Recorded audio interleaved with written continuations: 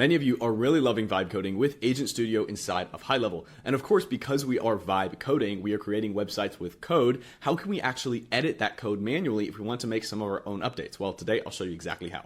So inside of our vibe coding editor, you can see we have this very basic landing page. We can click this code icon right up here in the top. And when we click this, we'll be able to see all of our different files for this app or website. You can see the vibe coder will automatically sort them into folders like public, SRC, UI folders, different pages, and things like that. And we can edit the code on the right-hand side. So if we want to change something, like for an example, some of the text here, like this title whenever someone submits a form, we can change this right here in the code instead of sending it all through the vibe coder in order to use credits and AI to make changes. So if we want to change this title from success to we got your info, we can just change it right here. And when we do that, we can go ahead and save this, and then this will immediately update on the left-hand side inside of the chat window. Once it goes through, you'll see the code has been edited. You can see right here, you can click the details to see exactly what was edited specifically right here. And if this ever has an error, like let's say for an example, we went and edited this and we left out a comma incorrectly and we went ahead and saved it, then you'll see it will actually say the build was unsuccessful,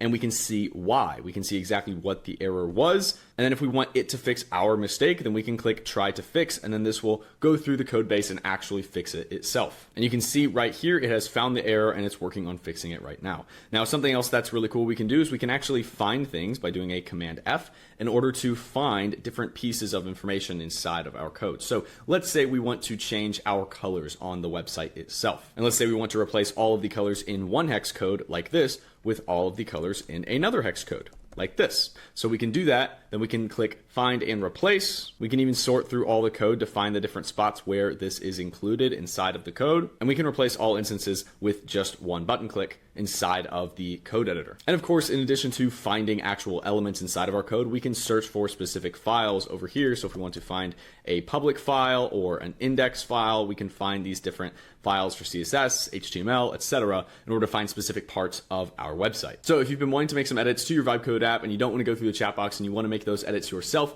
using code inside of the code editor, then feel free to check this out. And of course, if you have any questions, drop a comment on this video or check out the help doc. As always, my name is Andrew, and thank you very much for watching.